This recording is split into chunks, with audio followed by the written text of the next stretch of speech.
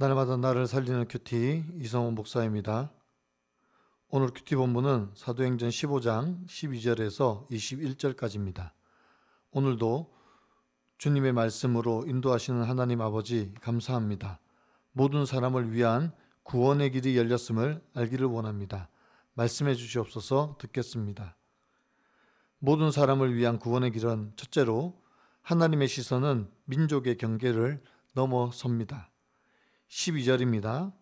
온 무리가 가만히 있어 바나바와 바울이 하나님께서 자기들로 말미암아 이방인 중에서 행하신 표적과 기사에 관하여 말하는 것을 듣더니 라고 합니다.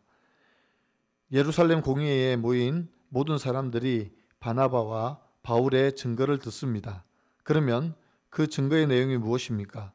어제 본문에서 말씀드렸듯이 하나님께서 유대인이나 이방인이나 차별이 없으시다는 것입니다. 13절에서 야고보가 형제들아 내 말을 들으라고 합니다. 그러면서 아모스 9장 11절과 12절을 인용하면서 지금 일어나고 있는 이방인의 사건이 선지자들의 말씀과 일치한다고 말하고 있습니다. 16절과 17절입니다. 이후에 내가 돌아와서 다윗의 무너진 장막을 다시 지으며 또 그 허물어진 것을 다시 지어 일으키리니 이는 그 남은 사람들과 내 이름으로 일컬음을 받는 모든 이방인들로 주를 찾게 하려 함이라 하셨으니 라고 합니다. 아모스는 이스라엘 심판 속에서도 회복의 백성이 있을 것임을 암시하고 있습니다. 그리고 야고보는 이것이 영적인 이스라엘, 즉 신앙으로 연결된 백성을 의미한다고 해석합니다. 이방인의 구원은 사도들의 새로운 결정이 아니라 구약 예언의 성취임을 말씀하고 모세의 율법의 할례 같은 외적인 규례로 구원받는 것이 아니라 영적인 회개, 신앙이 더 중요함을 말씀하고 있습니다. 결국 하나님의 구원 계획은 처음부터 포용적이었고 이제 그것이 실현되고 있음을 말씀하고 있습니다. 18절입니다. 즉 예로부터 이것을 알게 하시는 주의 말씀이라 함과 같으니라고 합니다. 야고보 사도는 유대를 넘어 모든 민족의 구원을 향한 하나님의 계획이 미리 예정되었고 때가 되매 이루시는 것이라고 말씀합니다. 적용 질문입니다. 하나님의 시선이 지금 내 이웃과 지체를 향한 구원에 놓여 있음을 인정합니까? 그렇다면 나에게는 그 시선이 있습니까? 나의 무너진 장막을 회복하신 사건은 무엇입니까? 모든 사람을 위한 구원의 길은 둘째로 하나님께로 돌아오는 모든 자들을 기쁘게 받는 것입니다. 19절입니다. 그러므로 내 의견에는 이방인 중에서 하나님께로 돌아오는 자들을 괴롭게 하지 말고 라고 합니다.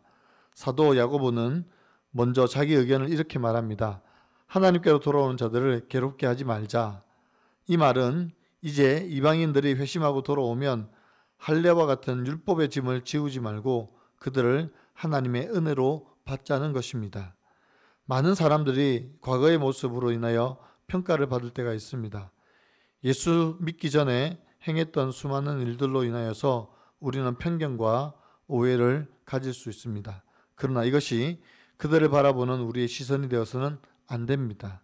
무엇보다도 그들이 하나님께 돌아왔음을 기쁘게 여기고 감사해야 합니다. 예수 그리스도의 언약 공동체가 되었음을 인정하고 서로 돌아보아 사랑과 선행으로 격려해야 합니다. 20절과 21절입니다.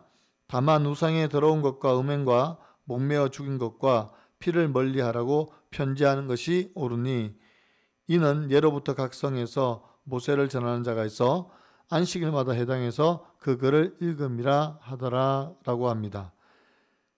야고보 사도가 20절과 같이 말한 이유는 이것들이 구원의 조건은 아니지만 신앙의 질서와 거룩함을 위한 기본 자세임을 말하고 있는 것입니다. 우리가 그리스도인으로서 사회적으로, 문화적으로 모범이 되어야 함을 말합니다. 또한 지체 간의 오해를 사지 않기 위해서 이것들을 피하는 것이 좋다고 여겼기 때문입니다. 우리에게 지체를 위한 절제, 이웃을 위한 절제가 필요함을 야고보 사도는 말씀하고 있습니다. 때로는 말씀을 따라 내린 결론이라고 하더라도 그것을 지체나 이웃에게 강요하지 말고 오직 주의 사랑과 은혜로 그들을 설득하고 품어야 합니다. 그것이 곧 이들을 하나님의 은혜의 구원으로 이끄는 지혜입니다. 이것이 곧 십자가의 지혜입니다. 적용 질문입니다. 내 생각과 경험을 가족과 지체에게 하나님의 말씀인 것처럼 강요하지는 않습니까? 내가 지체와 이웃을 기쁘게 받기 위해서 절제해야 할 것은 무엇입니까? 오늘 큐티의 묵상 간증은 주님의 재건축이라는 제목의 한 성도님의 묵상 간증입니다. 믿음이 없던 저는 기독교를 혐오하는 남편을 만나 결혼했습니다. 어린 시절의 결핍을 채우고자 한 선택은 곧 불행으로 이어졌습니다. 경제력이 없는 남편은 술에 빠져 집 밖으로 나돌았습니다. 그런 상황에서 저는 첫째를 낳고 통장 잔액이 0원이 되자 제 발로 교회를 찾았습니다. 하나님이 이방인 중에서 자기 이름을 위할 백성을 취하시려고 저를 돌보신 환경이었습니다. 그러나 이방인의 습성이 남아있던 저는 기복적으로 신앙생활을 했습니다. 그리고 자녀들에게 매일 큐티, 주일 예배와 새벽 예배 참석을 강요하며 괴롭게 했습니다. 남편은 그런 저를 광신도로 여겼고 자녀들은 억지로 순종하느라 마음이 병들어 우울증에 빠지고 자해를 했습니다. 그럼에도 위기의식이 없던 저는 자녀를 우상 삼아 어린 아들을 해외로 유학 보냈습니다. 그런데 그곳에서 아들을 돌봐주던 사람이 성폭행범으로 구속되는 일이 발생했습니다. 감사하게도 아들은 피해 대상이 아니었지만 애매한 학력으로 한국에 돌아와야만 했습니다. 그렇게 제 계획과 노력이 모두 물거품 되었을 때 저는 말씀과 삶이 일치하는 공동체로 인도되었습니다. 구속사 말씀을 들으며 저를 한시도 잊지 않고 기다려주신 하나님의 사랑이 깨달아져 눈물로 저의 죄를 회개하게 되었습니다. 이후 남편과 자녀들에게도 그동안 단독적으로 행동해서 미안해 라고 사과했습니다. 그러자 남편은 교회 소그룹 모임에 참석하고 알코올 중독 치료까지 받았습니다. 아픈 자녀들도 공동체의 돌봄을 받으며 영과 육을 회복하고 학생의 때를 잘 보내게 되었습니다. 완전히 무너졌던 저희 가정을 말씀의 능력으로 다시 지어 일으켜주신 주님 감사합니다. 앞으로도 말씀을 읽는 자리를 잘 지켜서 아내와 엄마의 역할을 기쁘게 감당하길 소망합니다. 제 적용은 알코올 중독이 있는 가족 때문에 힘들어하는 소그룹 지체에게 나도 그랬다며 간증을 전하겠습니다. 남편과 자녀들의 신앙생활을 판단하며 잔소리하지 않고 기도로 돕겠습니다. 입니다.